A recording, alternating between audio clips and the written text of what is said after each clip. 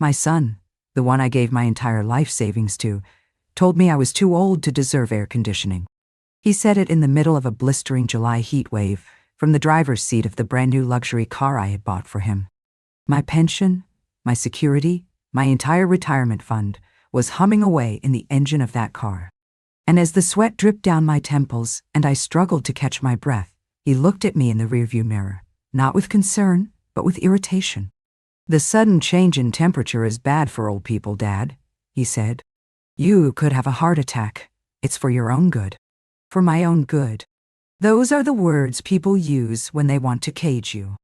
Look at this place. My little workshop. My sanctuary. Every clock here has a story. They arrive broken, silent, their purpose lost. I spend my days finding their rhythm again. I give them back their voice, their time. For a while, I lost my own. I let my son convince me that my time was over. That I was a broken-down piece of machinery, to be managed and tolerated, but not respected. My name is Arthur. I am 75 years old, and for 3 nightmarish days, I was nothing more than a piece of cargo in the back of my own life. I was the ghost haunting the leather seats that my sacrifice had paid for. He thought because he was young, and I was old, he could treat me like a foolish, inconvenient child. He thought the money was the end of the transaction. He was wrong. The money was just the beginning. This is not a story about a family squabble. This is a story about dignity. It's about the moment a father has to teach his grown son the lesson he failed to learn as a boy. It's the story of how, 3 days after he left me to suffocate in the heat, I took back everything. To understand how I did it, you first need to understand the man I was, and the son I thought I had raised. This was Eleanor, my wife. And that little boy, that was Robert, my son. When I look at this picture, I can still feel the warmth of that day, the weight of his small hands on my head. He was my world, especially after I lost Eleanor to the cancer. He was just 12, and in that hollowed-out, silent house, we only had each other. I made him a promise, standing over her grave. I promised her I would give that boy everything. That I would make sure he never felt the sting of wanting for anything. It was a promise born of love and grief, and it would become my greatest weakness. I wasn't a man of letters or finance. I was a mechanic. I spent 45 years on my back on a cold concrete floor, with grease under my fingernails and the smell of gasoline in my clothes. I worked double shifts. I took every overtime hour they offered, every busted knuckle, every aching muscle. It was all for him. I put him through college, a business degree. He was so smart, so sharp. Not like me. He used words like leveraging assets and market penetration. I just knew how to make a broken engine sing again. He was my proudest achievement. When he got his real estate license, I thought my heart would burst. He was a success. He wore sharp suits, not greasy overalls. He had a beautiful wife, Susan, and a nice house in a manicured suburb. He was living a life I could only ever dream of, a life I had built for him with my own 2 hands. And I was content. I retired. I had my pension, a decent nest egg I'd built over a lifetime of scrimping and saving. I had this little workshop behind my small house. It was enough. I was alone, but I wasn't lonely. I had my clocks, and I had my son. Or so I thought. The phone calls started to become less frequent. The visits, shorter. When he did come over, it felt different. He would look around my small, neat house with a kind of polite pity. His wife, Susan, would barely sit down, as if the very air was contaminated with old. They talked about their country club, about their friends' vacations in Europe. I would listen, nodding, trying to feel part of their glittering world. But I could feel a chasm opening between us, one I didn't know how to cross. Then came the inciting incident. The beginning of the fall.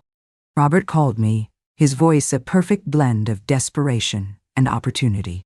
"Dad, I'm on the verge of something huge," he said. "The biggest deal of my career. But I need to project a certain image. My old car, it's just not cutting it. Clients see that, and they see a guy who can't close. They see failure. I listened, my heart aching for him. "What do you need, son?" I asked. "I need a new car, Dad. Not just any car. A real statement piece. Something that says success. But banks, they won't give me another loan right now. Not with the mortgage. I'm leveraged to the hilt." There was a pause. The hook was being baited. I was looking at this one model. It's perfect. It would change everything for me. For us. For the family. Then came the pitch. A masterclass in manipulation, dressed up as a loving offer. "Look, Dad," he said, his voice dropping to a confidential, caring tone. "You're getting older. I worry about you, rattling around in that big old house alone. What if you fell? What if you needed me? With this new car, this reliable, safe car, I could be there for you in a heartbeat. I could take you to your doctor's appointments. We could go for drives. See the countryside. Just like we used to. It wouldn't just be my car, Dad. It would be your car. It would be your security, knowing I can get to you. It would be an investment in your safety." He painted a beautiful picture. A picture of a loving son taking care of his elderly father. Of shared moments, of security, of family. He made giving him my life, saving, sound like an act of self-preservation on my part. It was brilliant. It was disgusting. I was a fool. A lonely old man who wanted to believe his son still needed him, still loved him. I wanted that picture to be real. I wanted to be useful. I wanted to fix his problem, the way I'd always fixed things. So I did it. I walked into my bank the next day. I remember the teller, a young woman named Sarah, who had known me for years. When I told her I wanted to liquidate my entire pension fund, she looked at me with deep concern. "Arthur, are you sure?" she asked, her voice low. "This is everything. Is someone pressuring you?" I felt a flash of anger. "It's for my son," I said, with more pride than I felt. "It's a family matter." I signed the papers. The number on the cashier's check made me feel sick. It was a lifetime of work, of sacrifice, condensed into a single slip of paper. When I handed it to Robert, he hugged me. It was a brief, awkward hug. The hug of a man closing a successful deal. "You won't regret this, Dad," he said, his eyes gleaming as he looked at the check. "This changes everything." He was right. It did change everything. He bought the car the very next day. A sleek, black, foreign sedan that smelled of rich leather and quiet arrogance. He drove it over to my house. He insisted I take the first ride. As I sat in the passenger seat, sinking into the plush upholstery, I felt a tremor of unease. The car didn't feel like ours. It felt like his. It was a monument to his ambition, built on the foundation of my future. "Isn't she a beauty?" he said, stroking the dashboard. "Now, I can finally look the part. The Henderson account is as good as mine." He didn't mention taking me to my doctor's appointments. He didn't mention our drives in the countryside. The promises he'd made, the beautiful picture he'd painted, evaporated like mist in the morning sun. But that was just the beginning of the nightmare. The car was bought. The deal was done. Now, I was just the old man who had funded the operation. And in the days that followed, I was about to learn my new place in my son's world. I was about to learn the true, staggering price of that car. And it had nothing to do with money. In my line of work, you learn that time can be a cruel thing. It can move so slowly, it feels like an eternity. Those 3 days, they were my eternity. 3 days of hell, wrapped in the expensive leather and polished chrome that I had paid for. The nightmare began the morning after he bought the car. It was a Monday. The start of what would become the worst week of my life. The phone rang at 7 a.m. It was Robert. His voice was bright, efficient, all business. "Dad, you up? Good. I've got a busy week, a lot of driving. I need to take you with me." For a foolish second, my heart leaped. Hay remembers, I thought. Hay wants to spend time with me. "Oh, well, that's fine, son. Where are we going?" "I've got a series of showings all over the county," he said briskly. Some high-end clients. I can't leave you at home alone all day, not after you gave me the money. Susan and I feel responsible. What if you fell or something? It's better if you're with me. I'll be there in 30 minutes. Be ready. He didn't ask. He told me.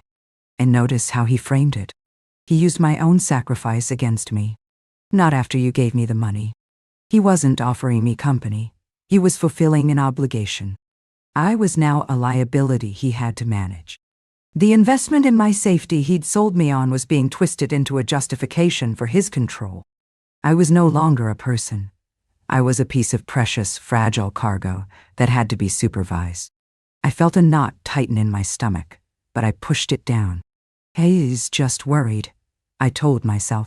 He's trying to do the right thing. So I got ready. I put on my best slacks and a clean shirt. I was ready when he pulled up, the black car gleaming in the morning sun like a shark. He didn't get out.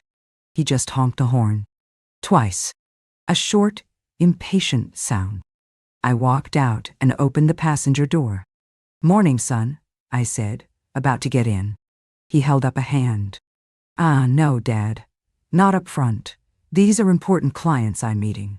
I need the front seat for them. It looks more professional. You can just hop in the back. I stood there, holding the door, the heat already starting to build on the pavement. I was being told to ride in the back of a car I had bought, like a chauffeur's passenger, or a child.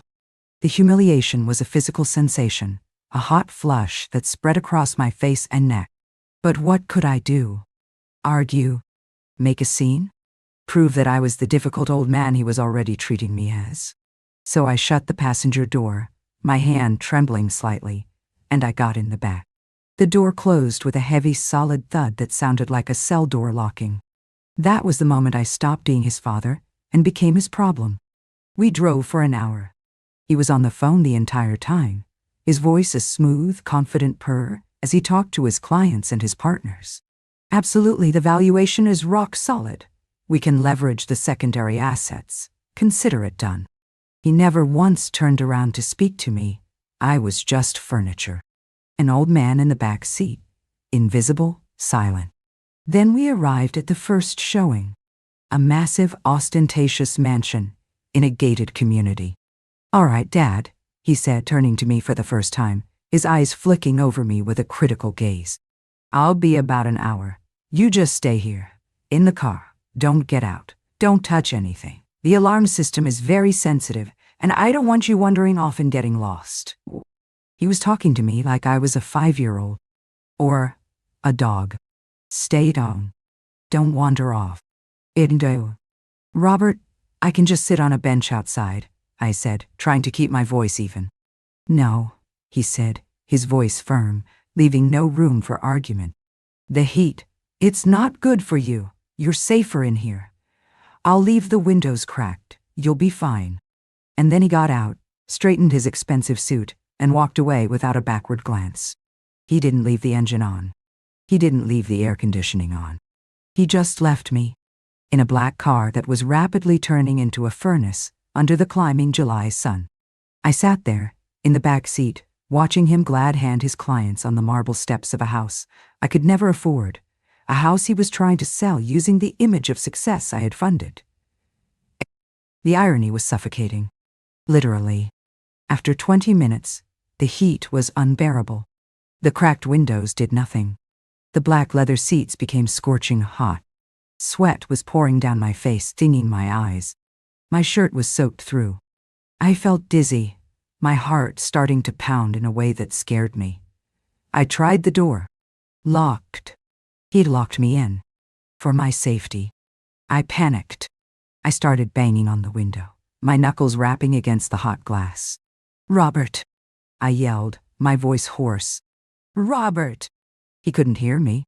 He was too far away, lost in his world of commissions and contracts. I sat back, gasping for air, my head spinning. I felt a genuine terror that I might actually have a heart attack, right there, in the back of that luxurious prison. He was gone for nearly 90 minutes. When he finally came back, he swung the car door open, and a blast of hot, stale air hit him. He recoiled. Guy, it's an oven in here, he said, wrinkling his nose in disgust. He looked at me, slumped in the seat, red-faced and drenched in sweat. And for a second, I saw a flicker of something in his eyes. Guilt? No. God. It was annoyance. I had become a problem. My suffering was an inconvenience. "You okay, Dad?" he asked, the question a hollow formality. "Robert, the heat. I couldn't breathe," I gasped. He sighed, a long-suffering sound. He started the car, and the AC blasted on, a glorious life-saving wave of cold air. "See? This is why you need to stay put. You get all worked up. You're not used to this kind of heat anymore." He was blaming me, blaming my age, blaming my body for reacting to the dangerous situation he had put me in. He was gaslighting me. He created the fire and then blamed me for getting burned. That day set the pattern. We drove from one opulent house to the next, and at every stop, it was the same routine. I was left in the car, a prisoner of his ambition. Sometimes he'd be gone for 30 minutes, sometimes for over an hour. The heat would build, I would suffer, and when he returned, he would treat me with the same weary impatience. The second day was even worse. He had a lunch meeting with a developer. He parked the car in a sprawling, unshaded parking lot. "I'll be a couple of hours, Dad. I've brought you a sandwich." He handed me a dry turkey sandwich in a plastic bag and a bottle of lukewarm water. "Now you just relax. Take a nap. Right?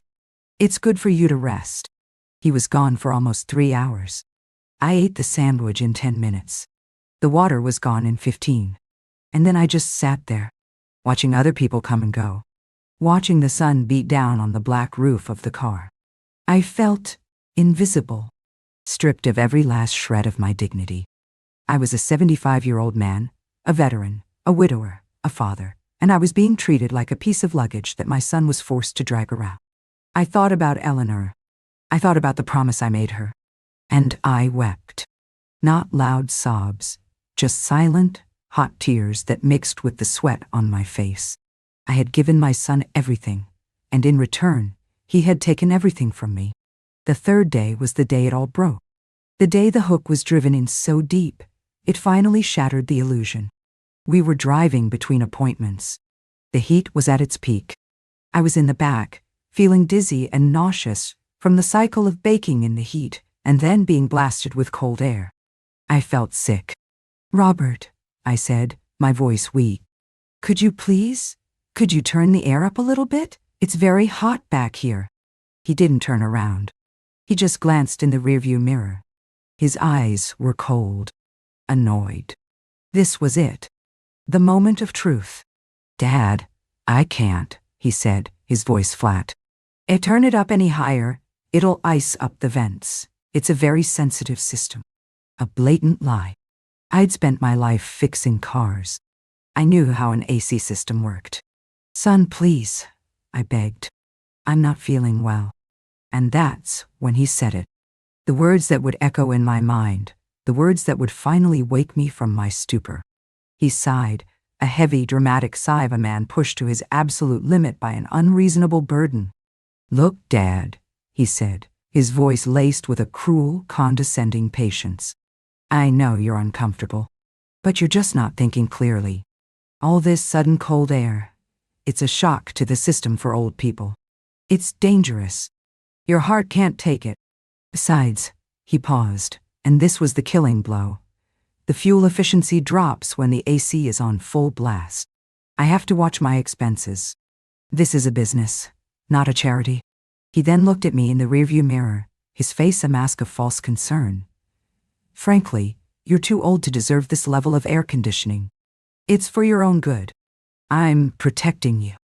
I want you to stop and think about that." He told me I was too old to deserve our comfort. He used my age, my vulnerability, as a reason to deny me a basic human decency, in a car I paid for, all while claiming it was for my own protection. So, here is my question for you, and I want you to answer it in the comments. Is there any point at which a child's duty to their own life, their career, their finances, overrides their duty to their parents' dignity? My son believed his business expenses were more important than my health. He believed his protection of me meant he had the right to make me suffer. Where is the line? At what point does filial concern become a disgusting excuse for disrespect and abuse? At what point do we stop making excuses for our children's behavior and see it for what it is, a profound moral failure? Let me know what you think. Because in that moment, for me, the line wasn't just crossed. It was obliterated. He thought he was protecting me. He thought he was being responsible. But what happened next would teach him the true meaning of responsibility. In that sweltering car, as his cruel words hung in the air, a lifetime of love and sacrifice died. And in its place, something else was born. An icy calm. A clarity I hadn't felt in years. The mechanic in me woke up. He saw a broken machine. And he knew, with absolute certainty, how to fix it. The repossession was about to begin. Every good mechanic knows that you don't fix a complex machine by hitting it with a hammer. You study it. You understand its systems, its weaknesses, its dependencies. You find the single critical component that, once removed, causes the entire machine to grind to a halt. My son and his new life, that was the machine. The car was its engine. And I, the man he thought was a simpleton, was about to become the master mechanic of his downfall. His words, "You're too old to deserve it," didn't just hurt me. They set me free. The fog of love, of hope, of a father's foolish pride, it all burned away in that instant. I saw him with perfect, terrifying clarity. He wasn't a struggling son. He was a predator who had identified a weak target. He wasn't a success. He was a parasite, and I was the host. In that moment, in the sweltering back seat of that car, I stopped being a victim. I became a strategist. All the love I had felt for him curdled into a cold, clear purpose. He had used a loving, emotional appeal to take my money. I would use cold, hard logic and the letter of the law to take it all back. That night, when he finally dropped me off at my house, he must have seen a change in me. I didn't complain. I didn't plead. I was quiet, docile. He probably mistook my silence for defeat. He probably thought he had finally broken the old man. "Get some rest, Dad," he said, with that same tone of a zookeeper handling a tranquilized animal. "Big day tomorrow." "You're right, son," I said, looking him straight in the eye. "It is." The moment my front door was closed and locked, I went to work. The liberation began not with a bang, but with a phone call. I pulled out the shoebox, where I keep all my important papers. My hands weren't shaking anymore. They were steady. Precise. I found what I was looking for. The business card of the young bank teller, Sarah. The one who had looked at me with such concern. I had a feeling I might need it. I called the bank's 24-hour customer service line. "I need to report a case of suspected elder financial abuse," I said, my voice calm and firm. The operator on the other end was instantly alert. I explained the situation. How my son had convinced me to liquidate my pension under false pretenses, using emotional manipulation. I told them about the teller's original concern, and I gave them her name. A file was opened immediately. An investigator would be in touch within 24 hours. That was step one, cutting off his access to my history, my reputation as a dotard who willingly gave everything away. I was creating a paper trail of a crime. Step two required a different kind of expertise. My next call was to a man named Vince Moretti. Vince and I had gone to high school together. I'd spent my life fixing engines. He'd spent his repossessing them. He was the best repo man in the state, a ghost who could make a car disappear from a locked garage without making a sound. We hadn't spoken in years, but men like us share a bond. We understand how things work. "Vince," I said, when his gruff voice answered. "It's Arthur Jensen." There was a pause. "Artie? My God, man, it's been 30 years. What's wrong? You sound like someone just died." "Someone did, Vince," I said. "My son." I told him the whole story. I didn't embellish. I didn't cry. I just laid out the facts, from the phone call about the statement piece to the words, "You're too old to deserve AC." When I was finished, there was a long silence on the other end of the line. The little bastard, Vince finally growled. Artie, I'm so sorry. Don't be sorry, Vince, I said. Be my mechanic. I need you to repossess a car. Is it in your name? He asked. No, I said. It's in his. But I have the cashier's check stub. I have the bank's record of the withdrawal. I have the report I just filed for elder financial abuse. And I have the title information he was foolish enough to leave in the glove compartment. I took a picture of it with my old phone when he was with a client today. Vince let out a low whistle. Artie, you sly old dog. You've been busy. He thinks I'm a fossil, Vince, I said, a cold anger in my voice. He thinks my brain stopped working the day I retired. He's about to get an education. Vince understood immediately. This wasn't a standard repo job. This was a mission. This was about justice. Where does the little prince live? He asked. I gave him the address. We formulated a plan. A beautiful, simple, elegant plan. Vince would take the car. Not in the dead of night. That wasn't the point. We needed to do it in a way that would cause maximum professional and personal humiliation. We would take it in broad daylight, right when it would hurt the most. Step 3 was the final, crucial piece. The legal foundation.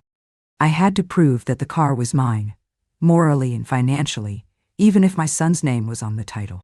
This is where my 45 years as a mechanic came into play. Robert saw a luxury car. I saw a piece of machinery with a vehicle identification number. A machine that could be tracked. A machine that could be secured.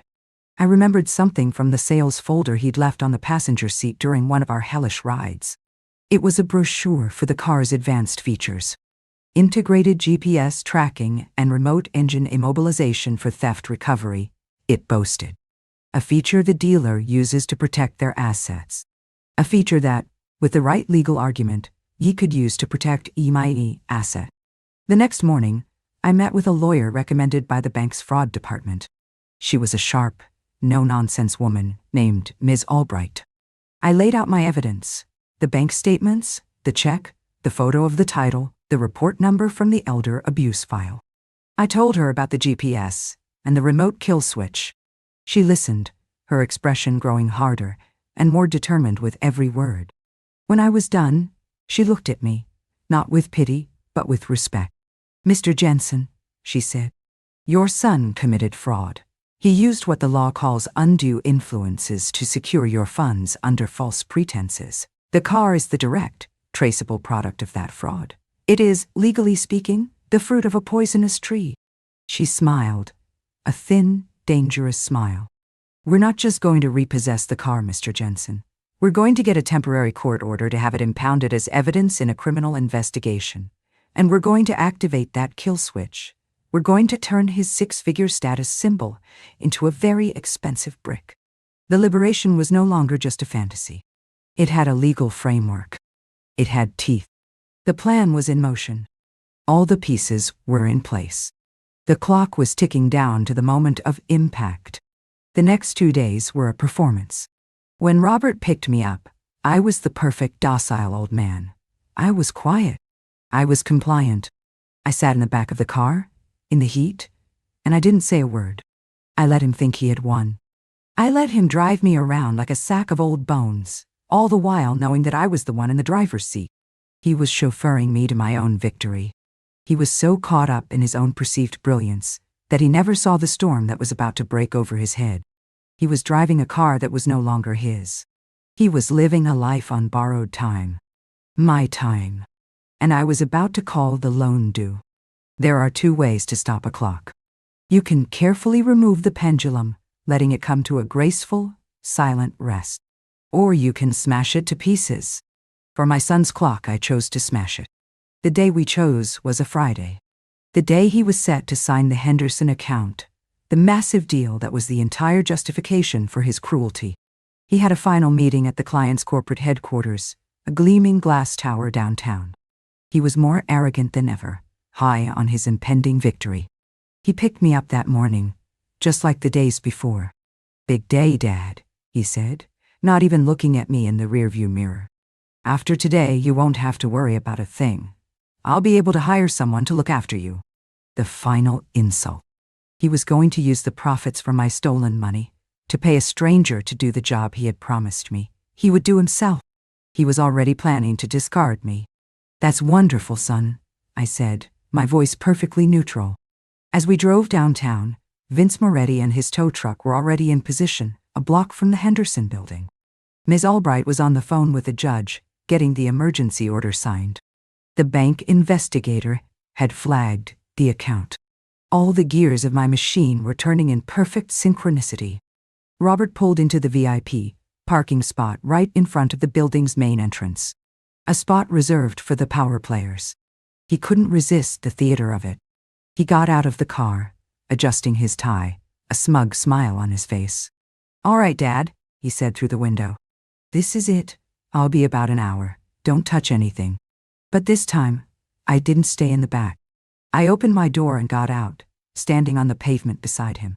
He looked at me, his smile vanishing, replaced by a flash of pure irritation. "Dad, what are you doing? I told you to stay in the car. You'll get confused." "I'm not confused, Robert," I said, my voice clear and strong. It echoed slightly in the concrete canyon of the city. "But you are." Right on cue, a sleek, unmarked sedan pulled up behind us. Miss Albright got out of the passenger side, holding a file. A uniformed court officer got out of the driver's side. Robert stared at them, his mouth slightly agape. Who are you?" "This is a private parking area." "Are you Robert Jensen?"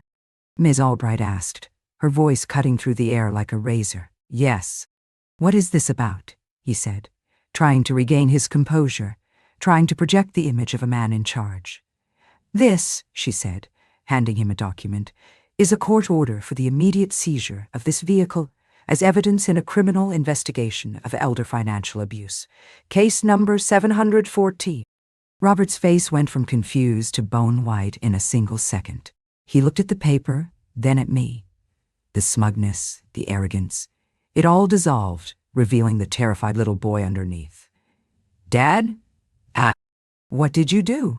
he whispered, his voice trembling. "I did what you failed to do, Robert," I said. "I took responsibility." And then, the beautiful, final piece of the plan.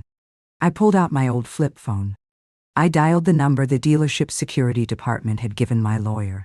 "This is Arthur Jensen," I said. "Authorization, code, Alpha Tango. 75, immobilized vehicle with VIN number." I read the long number from the picture I had taken. "Engine kill switch activated, Mr. Jensen," the voice on the other end said. "The vehicle is now a brick." I snapped my phone shut. I looked at my son. His world was collapsing in real time.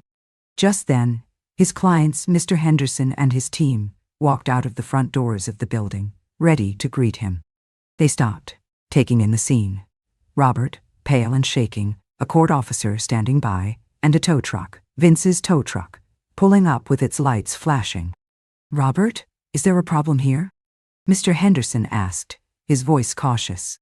Robert couldn't speak. He just stared at the car, his beautiful statement piece, as Vince expertly hooked it up.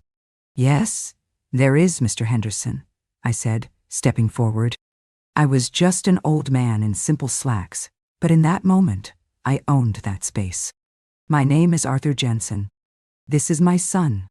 He was trying to close a business deal with you using a car that he purchased by defrauding me of my entire life savings. The car, as you can see, is being repossessed as evidence. I'm afraid my son doesn't project an image of success. He projects an image of a thief." The look of horror and dawning comprehension on Henderson's face was a masterpiece. He looked at Robert with utter disgust. The deal was dead. His reputation was radioactive. He had lost everything, in front of everyone, in less than 5 minutes. Vince gave me a solemn nod as he drove away, my son's prison hitched to the back of his truck. Robert just stood there, surrounded by the wreckage of his life, holding a useless key fob. He finally looked at me, his eyes filled with a rage born of humiliation. "You ruined me," he hissed. "No, son," I said, my voice void of all emotion. You built this failure all on your own. I just sent you the bill. And I turned and walked away. The karmic justice was swift and brutal. With the car gone and the Henderson deal dead, his finances imploded. He was overleveraged, just as he'd told me. He had to sell the big house in the suburbs. Susan, his wife who couldn't stand the smell of old, apparently couldn't stand the smell of poor either. She left him. Last I heard, Robert is living in a small rented apartment, driving a 10-year-old compact car. He's working, not as a high-flying real estate mogul, but as a simple agent, struggling to make ends meet. He now knows the true value of $1, because he has so few of them. He has been stripped of his image, his status, his entire false identity. He has been forced to become the one thing he feared most, an ordinary man. As for me, the bank, under threat of a massive lawsuit, not only apologized but restored my pension and added a substantial settlement for the distress. I have my security back. But more than that, I have my dignity. I have my workshop. I spend my days here, surrounded by the honest ticking of clocks. I give my time to the local community center, teaching young kids basic mechanics, showing them the value of working with your hands, of building something real instead of just building an image. I transformed the pain of his betrayal into a purpose.